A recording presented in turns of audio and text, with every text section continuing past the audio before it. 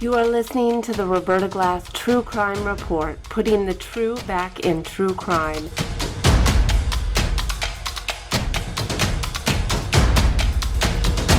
From New York City, Roberta Glass is now on the record.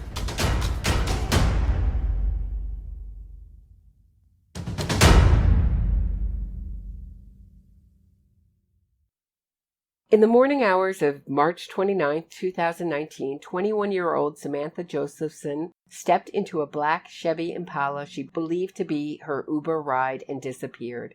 Josephson, a senior at the University of South Carolina, had just spent the night drinking with friends. Her body was discovered 15 hours later by turkey hunters on a rural dirt road 65 miles southeast of Columbia in the town of New Zion. Samantha Josephson had maintained over 100 stab wounds to her body. Shortly after, 24-year-old Nathaniel Rowland was pulled over in a traffic stop. Rowland ran from the police and was captured and charged with the crime of kidnapping and murder.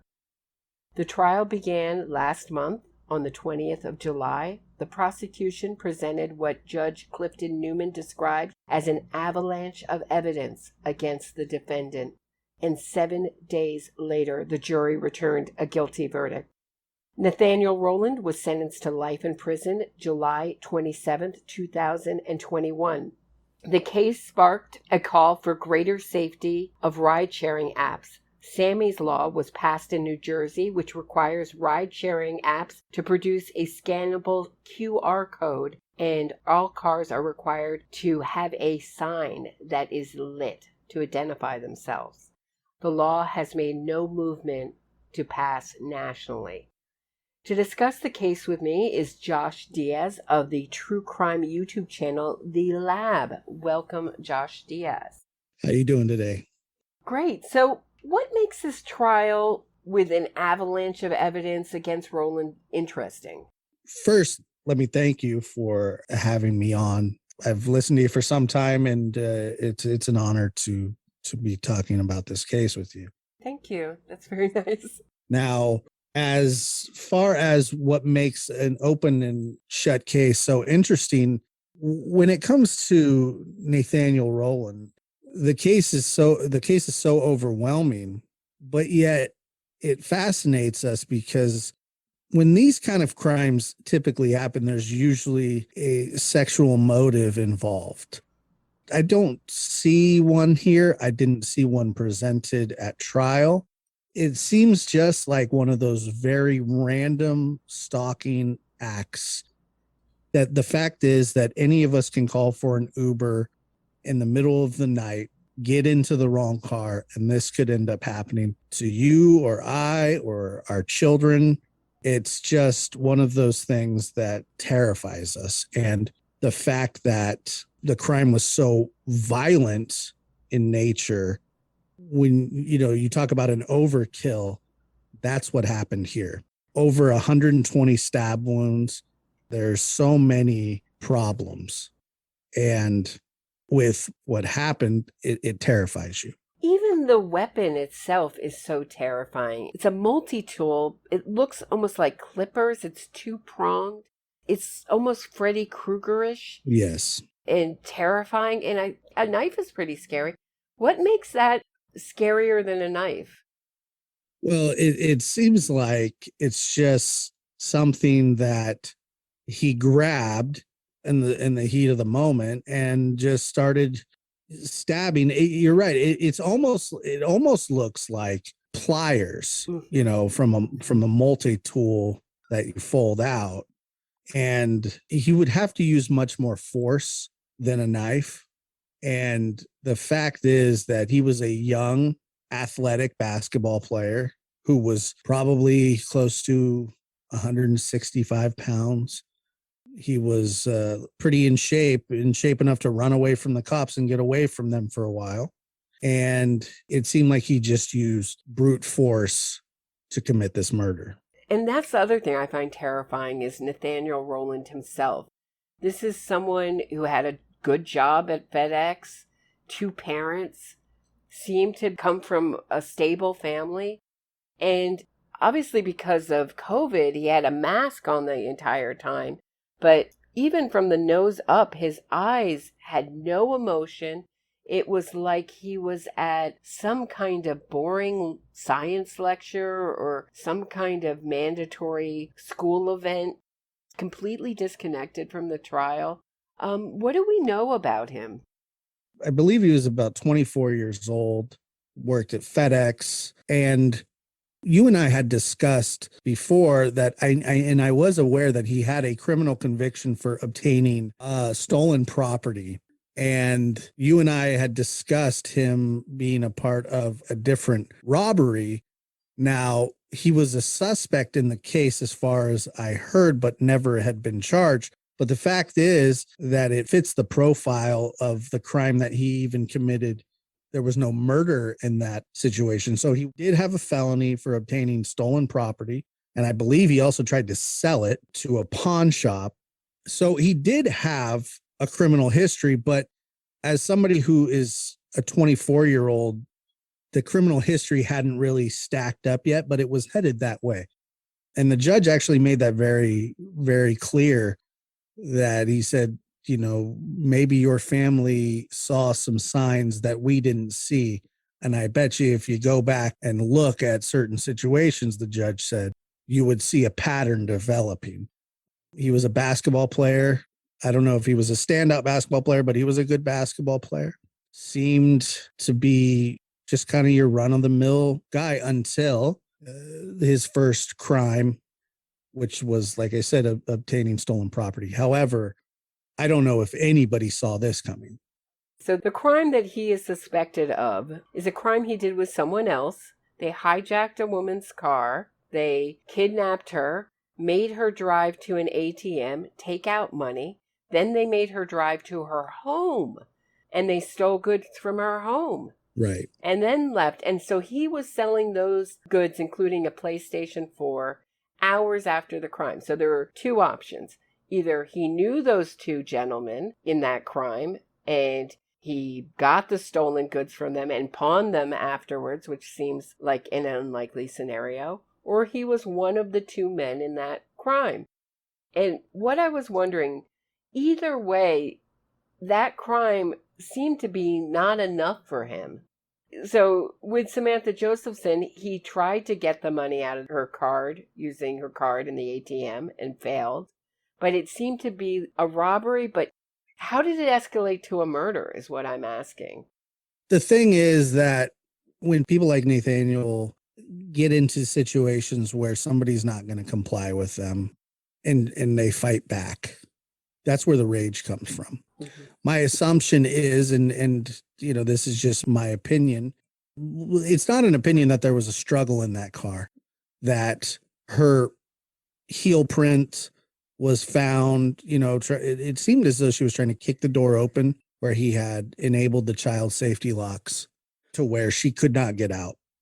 However, she did put up a fight, and she wasn't just going to go to the ATM with him, most likely. She wasn't going to turn over her cell phone, most likely.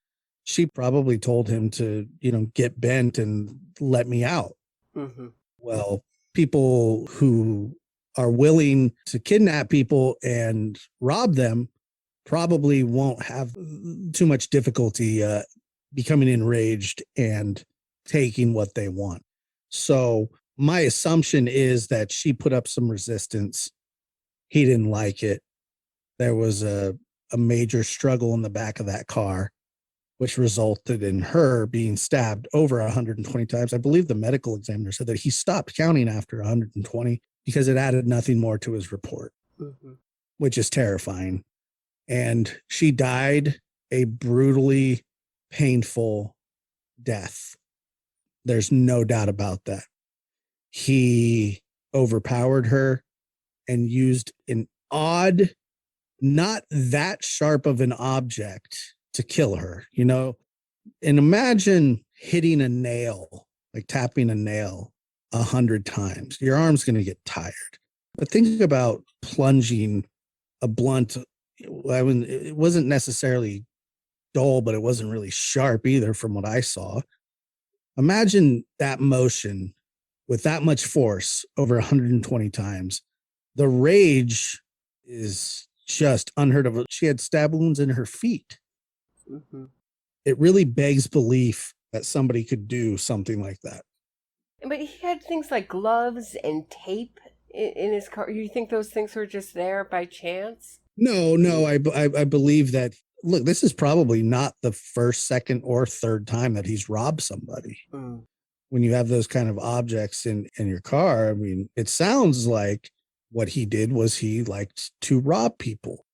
And he must have picked her, first of all, because she was alone. Second of all, she looked like she could have some money on her or access to some money. And that's where you get your motive, your stalking. She's alone. She looks disoriented. She doesn't know, like, I don't know if she was intoxicated or not, but it was really early in the or late at night, early morning. 2 a.m. And he saw an opportunity and he went with it, unfortunately. Obviously, a woman alone is going to be an easy target. But let's talk about some of the physical evidence in this case. And what did you think about, they wouldn't say the DNA was a match. They said it was very strong. What did you think about that? Are you talking about his DNA or hers? Both. The South Carolina forensics department, the way they presented the evidence to the jury was to say the DNA was either very strong or weak, instead of saying the DNA was a match to Josephson. So it was the DNA that matched Josephson was found in the rear passenger side seat, back front of the passenger's headrest, center console, and then their DNA together was on the gear shift, and it goes on. And then it was found on objects inside the car, an envelope, a black jacket, and then a flip-flop in the trunk. I mean, then that's not even going into the amount of blood that was found in his car, even after what his girlfriend said he cleaned it. Just unbelievable. Yeah. So to answer your question about why they present it that way, I think it's for the jury, because I think that they've learned some lessons from presenting DNA to a jury. When you start throwing out numbers like 1 in 7 billion, you know, and I am referring to the OJ trial. They said that OJ, it was somewhere around OJ's, it was 1 out of a 9 billion chance that it wasn't him, that it wasn't his DNA. Well, there was only 7 billion people in the world. But to tell that to a jury, I mean, it's hard to understand those things. So when you go with, well, you know, the DNA is weak, it's moderate, it's substantial, and it's very strong, they're going to understand very strong. Mm-hmm. And I think that's why it got presented that way. Mm-hmm. Great point. It would make sense that you don't want to start playing with the numbers, because as you've seen in trials like Nick Hillary, mm-hmm. when they said Star Mix was the DNA company that was used, and what they do is they go off probabilities. They don't go off, you know, those line matches. So what they give you is, it's more likely his 1 in 35 million chance that it's not him.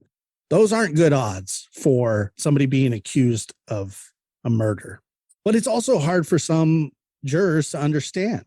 So if you just kind of leave out the technicality of it and say, look, this is very strong, and then it's like, well, if we need to, we can really break it down for you. They didn't need to because of the avalanche evidence. The avalanche of evidence. What would you think was the most significant of all the physical evidence? The copious amounts of blood in the car. There should be no reason that any other blood is in that car that's not his. And there really shouldn't really be any much of his blood in the car, but there shouldn't be anybody else's blood in your car. And his parents, his father and his cousin put out this story before the trial that I know my son is innocent, I know my cousin is innocent, because what happened was the night that Samantha was murdered, Nathaniel Rowland was at a party, he passed out, his keys were taken from the pocket of his pants, someone drove his car, and they just said that when they dropped off the car, it was filled with blood. And he didn't call the police. And Nathaniel Rowland's only mistake was not calling the police when he found blood in his car. Right. Was that helpful to put that story out there? And would have that been helpful for the defense to even entertain putting that story out there in front of the jury? So this is where you get into your circumstantial evidence on top of your physical evidence. So there's a bunch of both in this case, which, like I said, makes it an open and shut case. However, no, these impossible narratives that are thrown out there, it just kind of reminds me of people just taking things and throwing it against the wall, trying to get it to stick. The fact is, why would Nathaniel be cleaning blood out of his car that was returned to him if he didn't cause the blood to be there? If somebody borrowed my car and I found a bunch of, not even borrowed, just it had stolen, is what they're saying. By the way, how nice of the people to return his car to him. When you find blood like that, your first thought would be to call the police, not to clean it up. Now, as we're going to get into here, there's a witness. Wait, before you get into the witness, I just want to remark on the fact that there's so many cases like this. I'm thinking of Jeffrey McDonald for one, a case I just covered, the Marshall case, where the man passes out and wakes up to the crime, or somehow it seems like this, I woke up to this blood. The sleep is like the missing piece of time. Yeah. The murder that they can't, and then they just wake up and this thing has been done. This horrible thing has been done. Mm-hmm. It's just very interesting. I mean, it's always sleeping and waking or being knocked out. I won't deny that people black out while they're committing terrible crimes. Now, we can debate whether the person was asleep or if they were in a blacked out rage. And some people may not really want to remember the crime, but obviously that's a terrible defense. It's a terrible tactic. But once again, when there is so much evidence against you, what else do you have? There's just not a lot of tangible evidence to support anything like somebody just going to sleep. A horrific crime happens that doesn't wake them up, and they wake up and go, wow, there's a lot of blood all over the place. I wonder how this got here. And then not alerting authorities. Amanda Knox, too. There's another person who had no reaction to blood in her home. Yeah. Amanda Knox. Let's talk about Maria Howard and her testimony. This is the sometimes girlfriend of Rowland. She was just devastated. Yeah. She really sunk the ship of the defense. Problem is, first of all, she struck me as the kind of woman that's no nonsense. She's not going to put up with a lot of ridiculousness, and that those two, their relationship was, they were friends, but they were, like you said, they were on and off again. And it seemed like she was kind of annoyed and fed up with him leading up to the crimes. He would not stay the night when he was supposed to. He would not take her to work when she was supposed to, or pick up her kid when he had promised to do things like that. And his behavior, it was strange behavior is what it was. And he gets up on the stand, and God bless her for it, and just tells everything. And I mean everything, from him scrubbing with Clorox wipes in his car, the blood, to him not changing his clothes, to her saying, why is all this blood in here? And his response was, mind your business, multiple times. So she sees a bunch of blood on the dashboard, on the seat. She's driving the car, wondering why there's so much blood in there while he's cleaning this. So now you have an eyewitness that sees him cleaning blood of a crime he supposedly didn't commit. I've never had to clean up blood that wasn't from, my own doing of myself, or a bloody nose or something like that. But we're talking copious amounts of blood. It's taking him a long time to do this. And the cops still find blood in his car when he's arrested, when he's pulled over. He was never going to, you can't get rid of that blood. 120 stab wounds in a car, you're never going to clean it. You might as well set the thing on fire. Now, once again, I'm not advocating and telling people how to commit a crime, but there's just no chance that you're going to clean that car up. It's just not going to happen. And she was, like you said, she was devastating. She was precise. She was to the point. She was salt of the earth. And she was so believable. It was just devastating for him. And by the way, like you said, he just sat there with that goofy look on his face. It really was unsettling. So with all this evidence, Rowland before the trial, he wanted to get rid of his counsel. Was he right? They didn't even put on a defense. No. They promised in their opening statement that there was no DNA of Samantha on Rowland at all. Then it turns out that his DNA is under her fingernails. So that's a problem. Big problem. That was the crux of their whole opening statement. How do you commit this crime and have no DNA transfer at all? Well, that turned out to be untrue. I just thought it was a very bad practice to promise things to the jury that you couldn't deliver on. If I understand it correct, that they were public defenders. I'm not saying anything bad about public defenders, but this was a young team of public defenders. Okay. This is a national case, and they're not doing themselves any favors by setting up. When you hear, oh, you won't see any DNA evidence, there will be nothing, no transfer. And then you indeed have all those things come to fruition during the trial. It is a bad look, but it's also the position that he put them in to defend him was impossible as well. Now, he would have got pretty much the same defense from any lawyer out there. You give Jose Baez this case and he's not going to be able to defend it much better. It's just not going to happen, because sometimes there are these cases that you cannot defend. And this is one of those cases. They were put in an impossible position, but they also made claims that made everything even worse. Not saying that he wouldn't have been found guilty. He could have gotten any lawyer and they would have struggled to build a defense worth bringing. So he could have fired them. Was he right in wanting to? No, because it wouldn't have mattered. I have a theory that he didn't take a plea deal or try to make a plea deal. I don't know if one was offered or if even that was in the cards. You would think that the prosecutors wouldn't want to go to trial and do all the hard work of going to trial when they could make a deal and put him away for life, have the same results as this trial. I believe that was Nathaniel's doing. He didn't want to plead. Right. I think it has to do with that family. He's already lied to his mother and told his mother he didn't do it. His father didn't do it. And they sat through the whole trial and still, we can talk about that in a little bit, still stood up and said, I think he's innocent. Look, the love of parents is unmatched sometimes. And Nathaniel, from everything that I've read about him, was a decent young man in school, got pretty good grades, played basketball, went to college.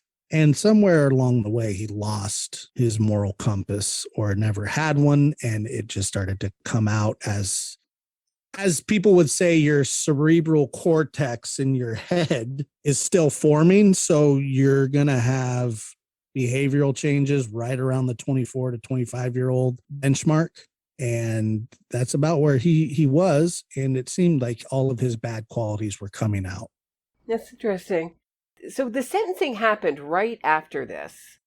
You were asking me if this happens frequently, and it seems it does in some states, where the jury verdict comes in and you go right to the sentencing phase. I had never seen that. There's a couple trials that I've seen that happen this way. Oh, I loved it. I think it should happen all the time. It's a waste of time to bring everybody back in 2 weeks later, especially in cases like this. I guess there are certain cases where you would have to. But do you really need weeks to go, well, what kind of punishment am I going to give this guilty person? Do you really need to burn on it for that long? I wouldn't think so, but I wish I saw more of it. I liked it. It was all very fast, wasn't it? Yeah, I was just wondering, Samantha Josephson's father offered a book of support of, I think there were 50 support statements, and the judge said, well, I'll read them. And I thought, well, when? Right. I don't mind it. It seems just a little too I wish the judge had time to read all the statements, get all the information, and I hope that that's not a source of appeal like it was in the case that I just covered, where it was too rushed and they changed the sentence from death to life because of that. So, and the thing is that he didn't receive the death penalty. He right, did get true. the life sentence. So that part of it won't be overturned. There's nothing to overturn.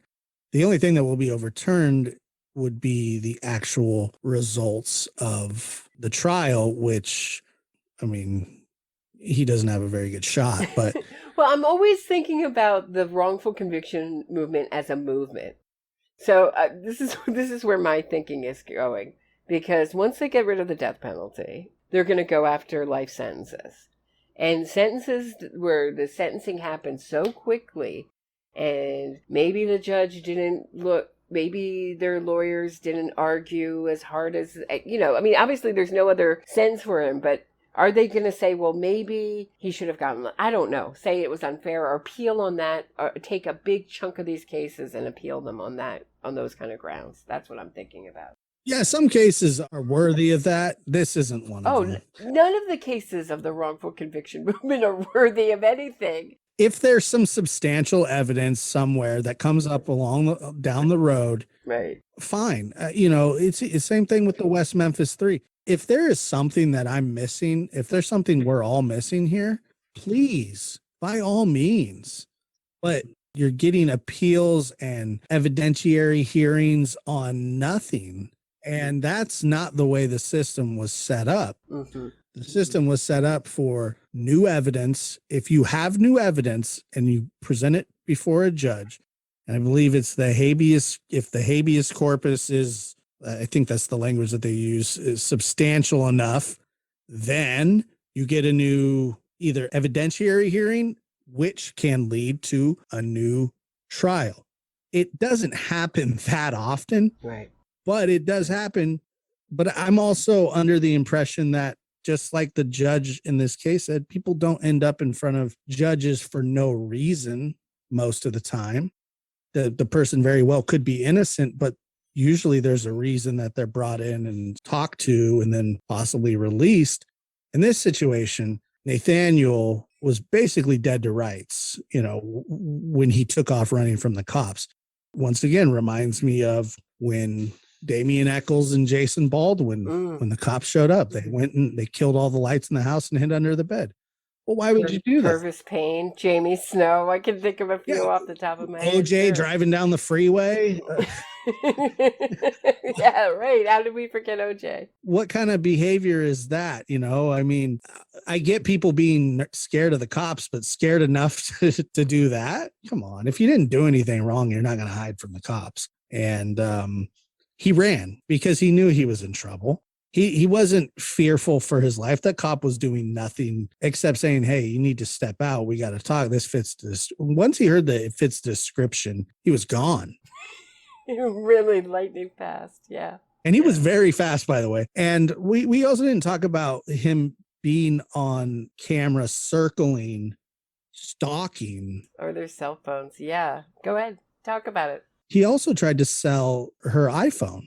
And that's not how it works with cell phones. You can't just go sell an iPhone, You can sell it to like a person, but he was trying to sell it to a pawn shop again. That was kind of his thing. And tried to take her bank card after she was dumped. He was trying to get money out of her Wells Fargo account. The cross-examination was so great of the fraud guy. Oh, he was the best. I'm glad he wore his Sunday shirt. Could this be, there's a guy who looks exactly like the other guy on the other at the other bank machine, trying the same exact card, dressed exactly identically. The flip-flops. Right. Exactly. Could this be a different guy? Maybe. Yeah, sure. And he answered maybe, and then the prosecutor did another cross and say, so I think they made him reframe his questions to ask him, was he wearing the same clothes? Was he using the same card, to ask him? The funny thing is, so somebody else got her card. It just happened to be somebody who was wearing their hoodie, slippers, and it was just, just a little bit after she had been murdered. Now, the fraud guy I liked what he was saying, where, he would show the camera angle where the flip-flops were showing. He thought that was very important, and it was actually. Mm-hmm. But he looks like the kind of guy who loves his job and is pretty good at it. He's been doing it a long time. If you listen to his credentials, they go back a long way. He's done this for a long time. And then when they ask, well, could it be somebody else? Well, yeah, of course it could be. It reminds me of that Seinfeld episode where Kramer ended up on the intersection of 1st and 1st Street, where he said he was in the nexus of the universe. Like, yeah, it could have happened. Is it likely? No. Mm-hmm. Is it probable? No. Was it him? Yeah, it was. I mean, come on. The same height, the same clothing, the same slippers. This is what he does. This is what he was doing. He was robbing women. And like I said, this wouldn't surprise me if there were other cases out there that he was involved in that he wasn't caught for. It seemed like something that he had been doing. I think we'll never know with Nathaniel Rowland. That my take on him is this is a guy who's very secretive, very contained, very in control, and will give nothing. I think if you ever put him in front of a psychiatrist or psychologist, he will not give up anything. I think he is about as closed a person as you're going to come across. What do you think? Just from his statement to the judge, which was about 40 seconds long, he said something along the lines of, I know that I'm innocent, but I guess it doesn't really matter what I know or what I think. Well, that's true. It doesn't matter what you know or think. And we're not really that interested. Josh Diaz as the judge. Yes, that's true. It's not. Yeah, it's really not important. The evidence is what's important. And then he said, I wish that the cops would have done a better job looking for the person who actually did this. Well, why aren't you screaming, oh my God, I'm innocent? What is going on here? I'm about to be thrown in prison for something I didn't do. No, it's I know I'm innocent, but it doesn't matter. Yeah, it doesn't matter much. Just give me life in prison. Yeah. Who cares? Yeah. I'm going to maybe possibly set up a call line with OJ later, find the real killers, but that's what he really took the route of, I wish they would have done a better job looking. And the judge, matter of fact, said that this was some of the best police work that he had ever seen. Mm-hmm. And he had been presiding for 30 years. Well, the amount of experts and the amount of prosecutors on this case, they certainly came across as well-staffed and well-funded. It really was. And the fact that it took just a little over an hour for the jury to come back is damning. It's very telling. Were you surprised by that? In this case, no, I guess not. But in other cases, I would, yes. That's extremely fast. But I don't know if there was much to talk about. I mean, I like when jurors not take their time, but do their due diligence. And I'm not saying that they didn't in this case. I'm sure that they did. There just probably wasn't much to talk about. But that when a jury comes back that fast, even within say 5-6 hours, you're going, well, that's not good for the person that's has to face this jury. Mm-hmm. 5, 6, 7 hours, you go, that's fast. That's a fast conclusion. An hour. Yeah, I was surprised it only took an hour, but it was well-deserved. Well-deserved. Agreed. So do you think broadcasting a trial is a good thing? For my own personal benefit, sure. Yeah, but not always, no. I mean, that's a really tough question because when you go case by case, I can go back and look at some cases that because of the national attention, it really hurt prosecution. Cases like the West Memphis 3, OJ. I believe it was the judge of the OJ trial said that he wished that he hadn't allowed cameras in the court. Same thing with the West Memphis 3, I believe. The judge said the same thing. But this is all, after the fact. No, I don't think it is a good thing to televise them the way that some do because it definitely can hinder, or it can spark jury misconduct easily. When you had the Casey Anthony trial and they were looking for people who thought they were trying to find impartial people, well, 99% of the people that they pulled for the jury pool thought that she was guilty. Well, you get rid of those people right away, right? So you have 1% of people who really aren't sure. You stack a jury with people who aren't convinced and aren't going to be convinced by stuff as well. So it's the perfect storm for an acquittal. Okay. That's what I believe happened in the Casey Anthony trial. And I believe it happens, especially when there's this whole thing that's going on in the Summer Wells case. I don't see how all the talking by the parents is going to get them a fair trial. You know what I mean? So these kind of really public trials are probably not good to be broadcast. What do you think? I mean, that is an interesting question.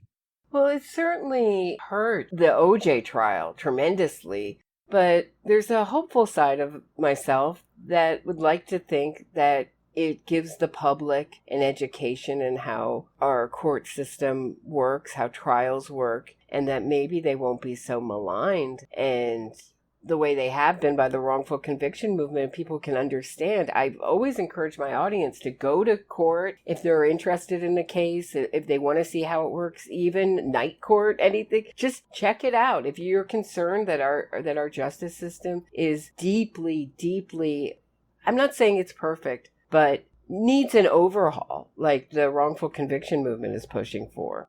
Check it out first. Set foot in a court. And I think that by filming it and by having it available to the public, I would hope that they would understand it a little bit more deeply. So let's talk about the lab. Why did you start your YouTube channel? I've been podcasting for some time now. It's probably close to 6 years, 7 years. And I started out doing comedy, writing comedy, and growing up, I was a big Art Bell, Don Imus, Howard Stern, the radio titans. And I really enjoyed that kind of stuff, just listening. And I also listened to a lot of baseball on the radio. And so I was kind of fascinated with radio. I started doing a podcast, just, talking about like current events with some friends and having a good time. And it was a lot of fun and I've always enjoyed it. But I've always been fascinated with, I guess they would call it, true crime. And going back to my first true crime case was, I think probably like yours, was the West Memphis 3. I watched Paradise Lost probably 12 years ago and became fascinated with that case. So on my podcast, I did a 3-part series about West Memphis 3 and started to realize that I like true crime, but I come from a family that was torn apart by a murder. And I feel like victims don't get their voices heard the way that they should. Like you said, that the criminal justice system needs an overhaul. I don't know if it needs an overhaul, but I do know that victim blaming drives me nuts. It really bothers me when they drag people through the mud for no reason in a defense to defend against somebody who's committed an awful crime. Casey Anthony's father was torn apart during her trial for something she did and basically ruined his life. I don't know that kind of thing should be allowed to happen, that kind of character assassination. He wasn't on trial. You understand what I'm saying? Mm-hmm. So I got into these certain cases because when my mother was murdered when I was just a little boy, there was going to be a trial, and she was murdered by my father, and there was going to be a trial, and the defense was going to try to drag my mother's name, who was deceased because of a violent crime, through the mud, that she had been unfaithful to my dad, which none of that was the case. But that's what they were going to try and do. They were going to try to make her look bad. The victim, who had been shot 4 times, 3 times in the head, execution style, they were going to try to defend my father by saying that my mother was an unfaithful wife. And she wasn't, but even if she was, what kind of defense is that? So Terrible. I got into mentoring children of violent crimes as I got older. And I can tell you one thing that has always been in my heart is children of these crimes, because that I know what that's like. I know what it's like to have fear, of somebody who's supposed to protect you. I know what it's like to have fear that there's a boogeyman out there that killed your mother. What if he's coming for you? I'm just I'm a young child. So I connect with a lot of these young children because I luckily survived the incident, but my mother didn't. And my aunt was shot and almost killed. And it tore my family apart. So I have always felt close to these people that have shared similar experiences, whether it be, you look at little Kaylee Anthony, should have been 16 years old just 2 weeks ago. My mother was 23 years old when she died. She was a kid. And I have sympathy, and I have a lot of, my heart bleeds for these kind of people. And it's kind of become a passion of mine. But then you also get in the wrongful conviction, or not wrongful conviction, like the Innocence Project, things like that. Mm-hmm. When you mash all that stuff together, I said, you know what? There's no reason that I shouldn't give my perspective for this kind of stuff, because I feel like I said, I grew up dealing with the court system. I grew up dealing with, victim witness and hearings and parole hearings and appeals and all kinds of stuff. So I'm acutely aware of the way that the system works, because I've been a part of it since I was close to 3 years old. So that's how the lab started. And it is one of those things where I find myself kind of on the way that you think about things. I think that victims are blamed far too often, and I'll use my voice to defend victims. And that's what the lab is. I do commentary on cases, and I also do documentaries, small documentaries. But right now I'm working on a larger documentary that will premiere sometime spring of next year. It has to do with Robert Durst and a girl named Karen Mitchell that went missing from my hometown. I believe I have a lot of connection, or that I've found major connections between him and her. And I believe personally that he is responsible for her death. So I'm working on a couple documentaries. I plan next year to do a West Memphis 3 documentary that I've spoken with Gary Meese about, who's going to be a part of this. The great Gary Meese. the one and only, I tell you that. And I'm really excited to be working with him on this new project that we're going to start after I finish this Robert Durst one. I don't know. I'm sure you're aware that these projects get drawn out for a long time. Well, it depends. If they're good and you're doing research, the amount of time one episode takes it just takes a lot of time to do real research. If I were just watching one documentary and spitting it out, I could just spit one out, I guess, every day, at least every day. What do you think the public doesn't understand as a victim of a murder yourself, of a family member of a victim of a murder? I mean, what do you think the public doesn't understand about that experience and the court experience? When somebody's brutally murdered, and when I say brutally murdered, there's no other way to describe that, that she was brutally murdered. The pieces that you have to pick up after the shock of the story is over, it goes on for decades. Like when you throw a little pebble into a still pond and the ripple effects, having to deal with the things so many years down the road. I just had to sit through a parole hearing and speak at a parole hearing that my dad has been in prison for close to 33 years now, 32, about 32 years, which is a long time. I'm still dealing with it. I deal with it all the time. And my grandmother who raised me, she's 78 years old. She sat through it as well. This is something that happened when I was a little kid, and we're still not done with it. when my children were younger and my father would come up for parole and my kids were very little, they got scared that he was coming up for parole. They didn't understand. They just knew what had happened. They didn't understand at the time. They do now. They're older now. But the fact that I had to tell them everything was going to be okay and that nobody was going to hurt them, that angered me, because now he's affecting my children a full generation later. And so you have just the ripple effects. I had an aunt who had a mental breakdown from it. I had an aunt who moved out of the country because of it. And I had an aunt who was teetering on bad decisions and living a bad way. She's then shot. Her sister dies, and she never recovered either.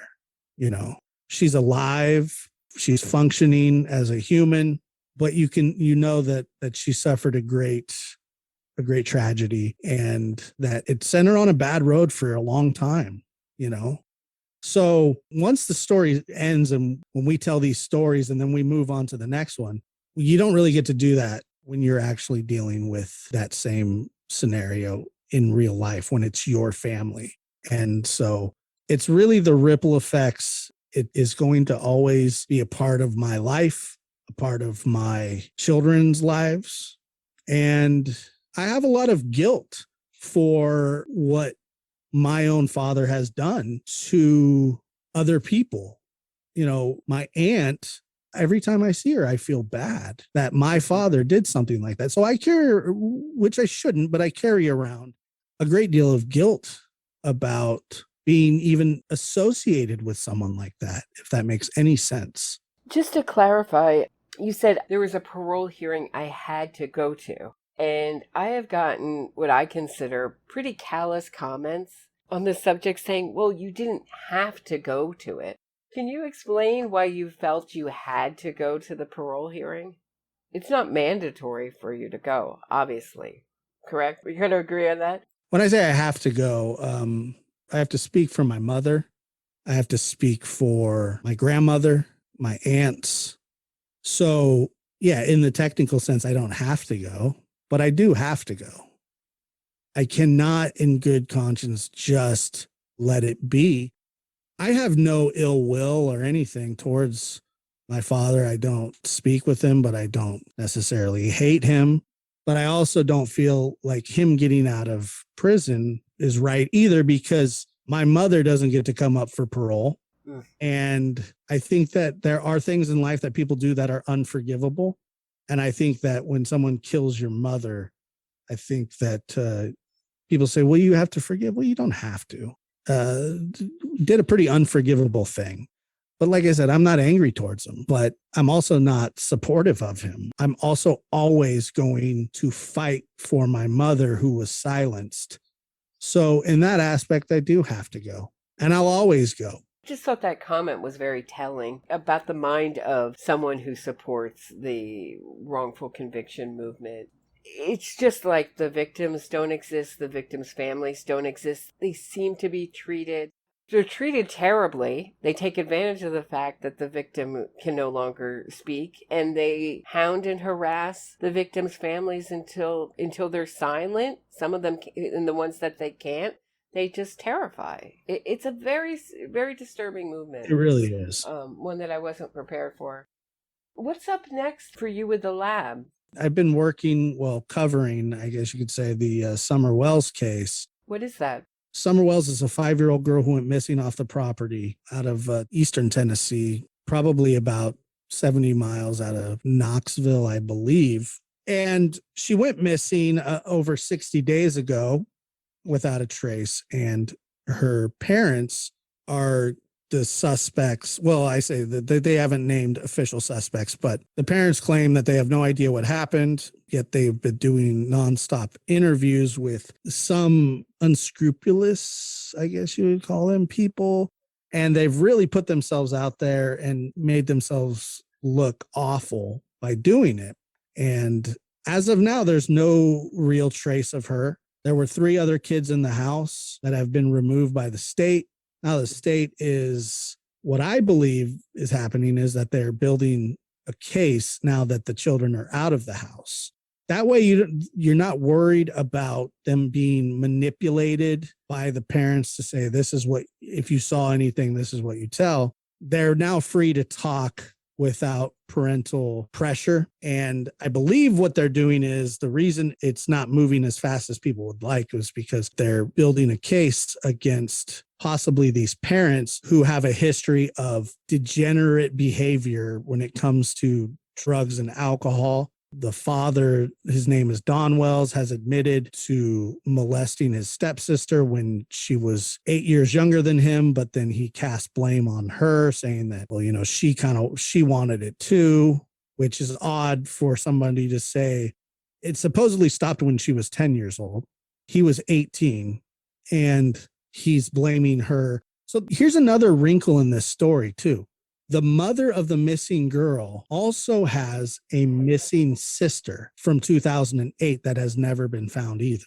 So whatever's going on in this family, there's trouble everywhere. Wow. And the drug epidemic, the opioid epidemic in Tennessee is strong. I had no idea that it was as bad as it was.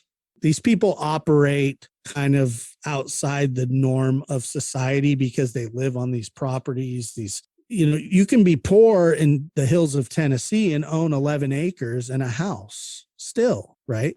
Not many sheriffs are going to go driving up there to check on you all the time. So you kind of have this privacy where they can kind of operate in the shadows. Mm-hmm. And God knows what was going on. And then you take a look at the house that these kids were raised in, which was filthy.